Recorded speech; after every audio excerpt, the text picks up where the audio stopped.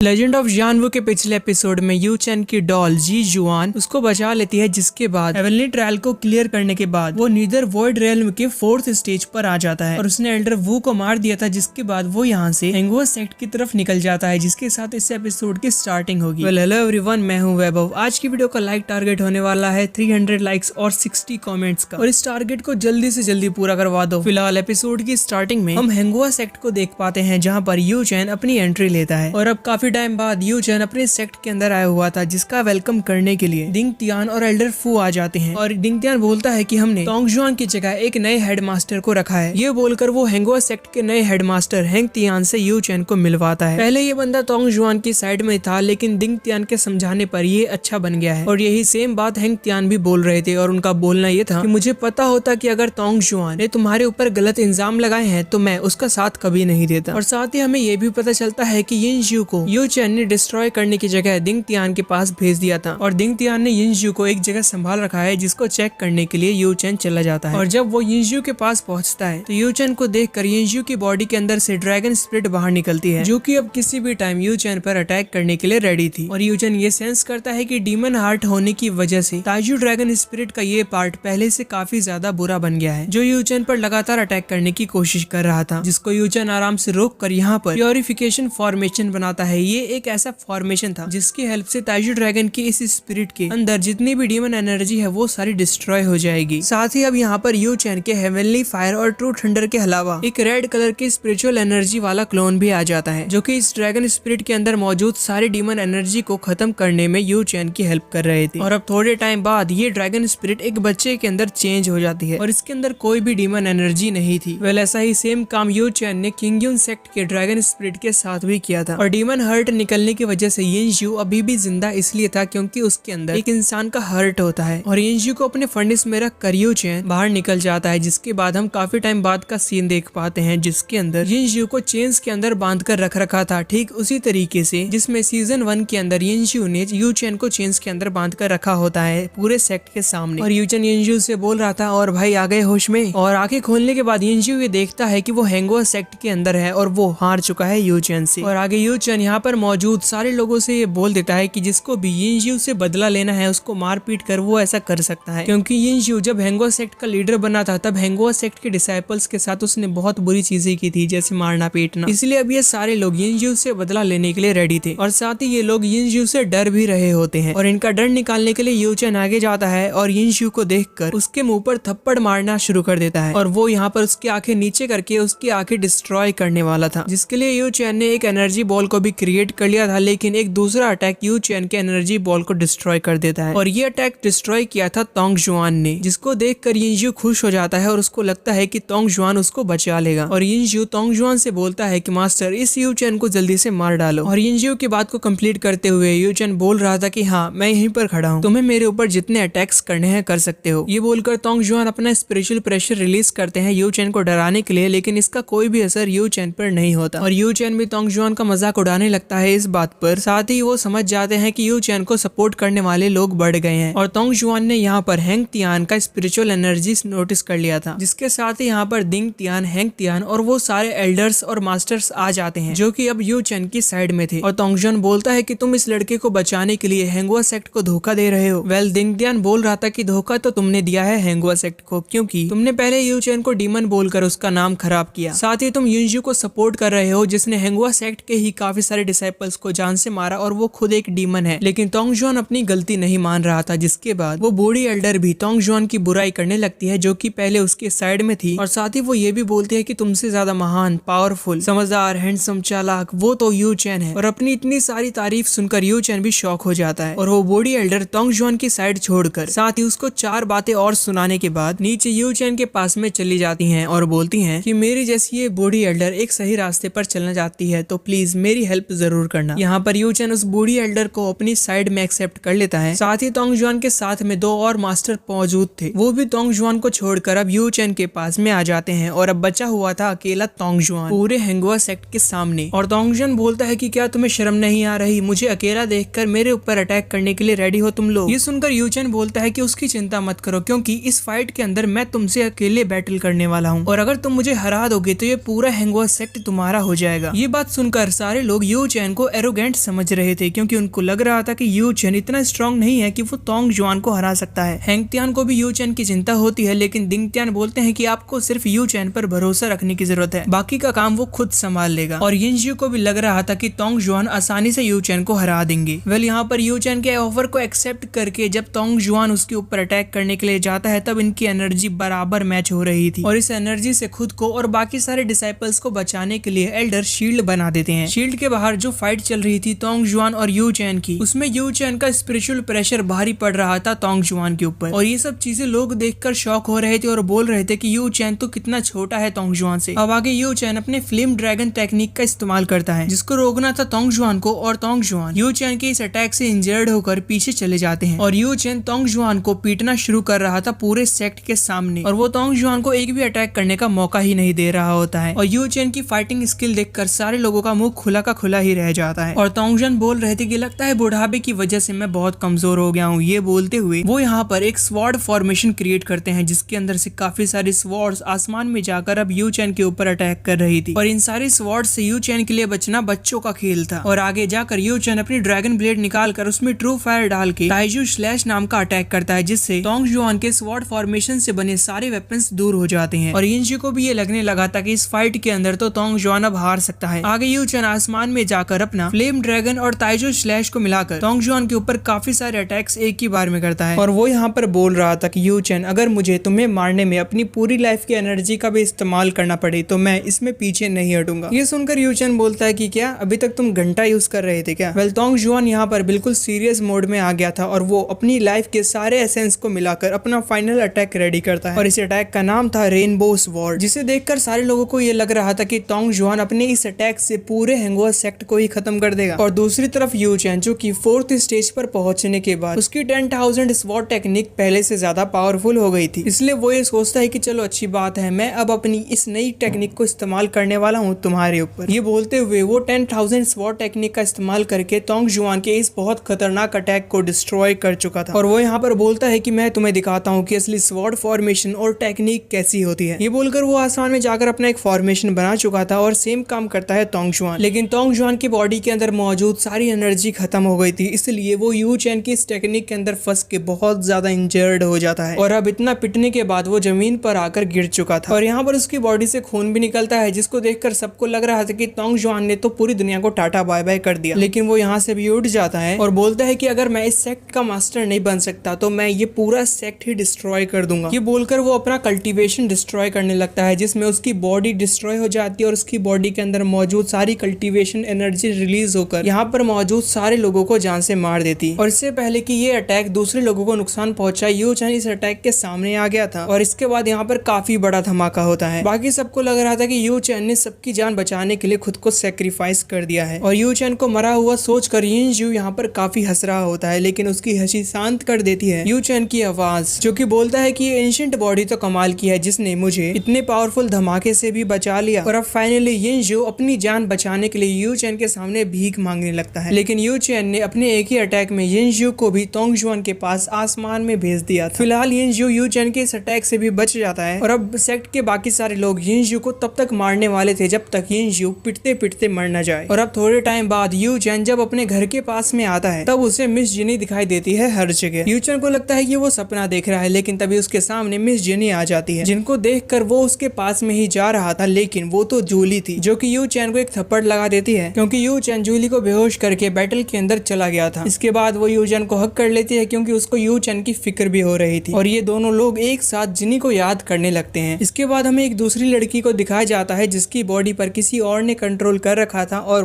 वो उस लड़की की स्वॉर्ड से 2 इनोसेंट लोगों को जान से मरवा देता है। ये लड़की कौन है नाम नहीं बताया गया, मे बी सीरीज में हम इसे आगे देखें। और फिर हुआ यून के साथ में यू चैन और जूली मिस्टर जो के कब्र के पास में आते हैं। वेल मिस्टर जो को यिनज्यू ने मरवा दिया था, और अभी सिर्फ हुआ यून ही बचा हुआ था, और यू चैन डिसाइड करता है कि वो हुआ यून को अपना भाई मानेगा, और आगे जाकर वो उसको काफी स्ट्रॉन्ग कल्टीवेटर बनाएगा। और अब काफी टाइम बाद हमें यू चैन का नया ट्रांसफॉर्मेशन दिखाया जाता है, और यू चैन के जितने भी दोस्त थे वो उस पर काफी प्राउड कर रहे थे, क्योंकि यू चैन ने इस सेक्ट के अंदर 0 से स्टार्ट किया था, और आज वो इस सेक्ट का मास्टर बन चुका है। और जूली बोलती है कि अगर मेरी बड़ी बहन जिनी यहाँ पर होती तो उसे भी यू चैन पर काफी प्राउड होता, और सबके सामने ऑफिशियली यू चैन को हैंगओवर सेक्ट का लीडर बना दिया जाता है। साथ ही अब सबके सामने यू यू चैन को हेंगुआ सेक्ट का नया लीडर बना दिया जाता है और लीडर बनने की वजह से दिंग तियान यू चैन को 2 आर्टिफैक्ट देते हैं। पहला था सेक्ट लीडर का टोकन और एक मैप जो कि इस पूरे वर्ल्ड का मैप था शायद, और यू चैन यहाँ पर डिसाइड करता है कि वो जेंगियांग सेक्ट पर अटैक करके उसको डिस्ट्रॉय कर देगा, क्योंकि शुरू से लेकर अब तक इतनी सारी चीजें जेंगियांग सेक्ट ही करवा रहा था। और अब यू चैन जो कि यान होंग फैमिली और हेंगुआ सेक्ट का लीडर और हॉली लॉर्ड है, वो खुद जाकर जेंगियांग सेक्ट को खत्म करेगा। तो गाइस इसी के साथ लेजेंड ऑफ जियान वू का सीजन 2 खत्म होता है। सीजन 1 खत्म हुआ था एपिसोड नंबर 26 पर और सीजन 2 एपिसोड नंबर 78 पर। तो जिसे भी लेजेंड ऑफ जियान वू के सीजन 3 की वीडियोस चाहिए कमेंट में जरूर बताना, वीडियो पर लाइक करके। मिलते हैं अगली वीडियो में। Thanks for the watching.